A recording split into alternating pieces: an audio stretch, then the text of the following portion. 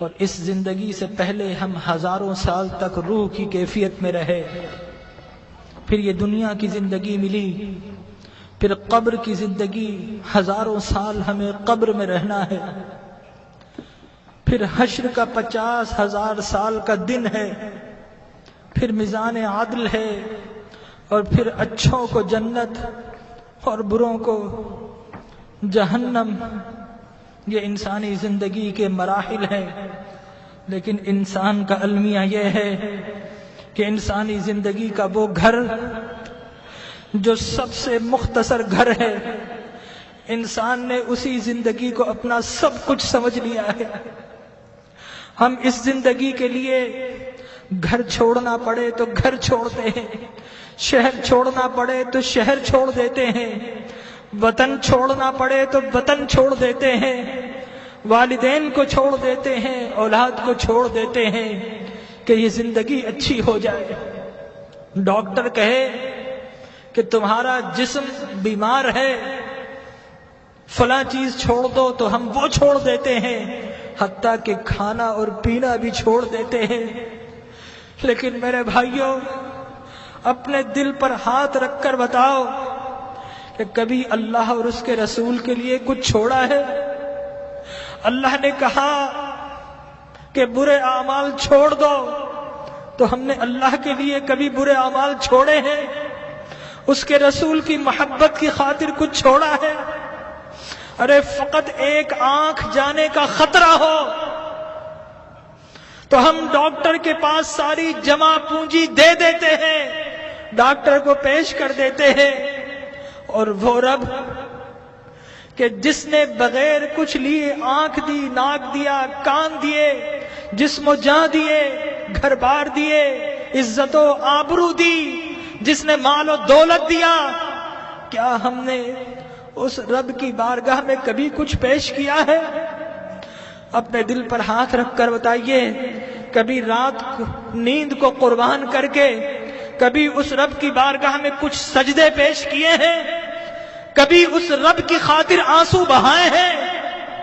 ارے اس دنیا کو سب کچھ سمجھنے والوں، اس دنیا کو بڑا ہم سجاتے ہیں، گھر میں رنگ و روغن کرتے ہیں، فانوس لگاتے ہیں، وائٹ واش کرتے ہیں، قیمتی گدے اور قیمتی سامان سے اپنی زندگی کو آرام پہنچاتے ہیں، لیکن یاد رکھیے کہ یہ زندگی 60-70 سال کی زندگی ہے، آگے کی جو زندگی، قبر کی جو زندگی ہے، وہ ہزاروں سال کی زندگی ہے، اور خدا کی قسم ہماری قبر ہمیں پکار رہی ہے، یہ ہم ہی نکمے ہیں نہیں سنتے، ہماری قبر کہہ رہی ہے کہ لوگوں میں بھی تو تمہارا گھر ہوں، لوگوں میرے پاس بھی تم کو آنا ہے۔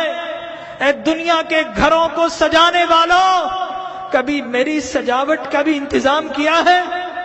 اگر نہیں کیا تو یاد رکھو کہ میں اندھیرا گھر ہوں، میرے پاس روشنی نہیں ہے، میرے پاس آؤ تو روشنی کا انتظام کر کے آنا، میرے پاس آؤ تو چراغ لے کر آنا۔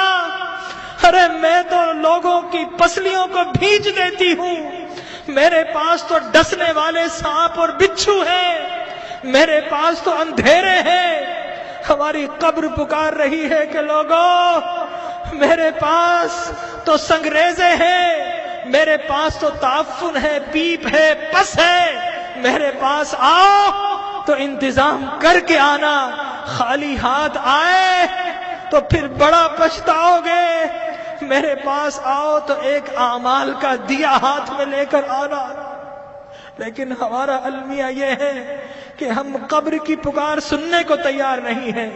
جو بڑے ہیں وہ اپنے کاروبار میں مست ہے، جو جوان ہیں اپنی جوانی کی مستی میں مست ہیں، اس دنیا کی رنگینیوں میں مست ہیں، اور جو چھوٹے ہیں انہیں کوئی بتانے والا ہی نہیں ہے کہ اس دنیا کے بعد ایک اور دنیا بھی ہے، اس زندگی کے بعد ایک اور زندگی بھی ہے۔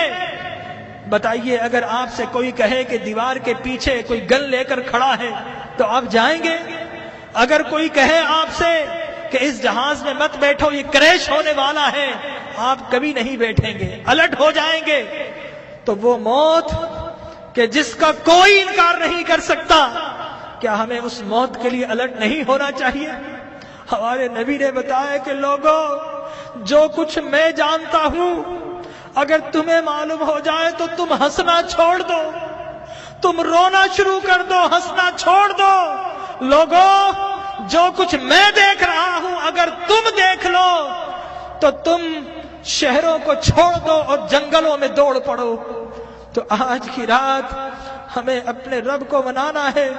ہم بہت ہنس لیے ہیں، آج کی رات تو کچھ آنسو بہا لیجئے، اپنے رب کو منا لیجئے۔ ارے اللہ کے انبیاء کو دیکھیے، یحییٰ علیہ السلام بچے ہیں، 6-7 سال کے ہیں، زارو قطار روتے تھے، بے ہوش ہو جایا کرتے تھے۔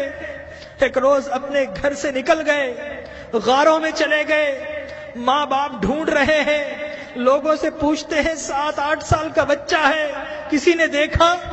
ایک چرواہا کہتا ہے کہ بچہ تو نہیں دیکھا، ہاں اس غار سے رونے کی آواز آ رہی ہے، 3 دن سے کوئی رو رہا ہے اور اس کے رونے سے ہماری بکریوں نے کھانا اور پینا چھوڑ دیا ہے۔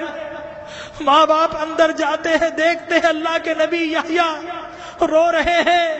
ماں کہتی ہے کہ بیٹا اب تو چلو، اب تو رونا بند کر دو۔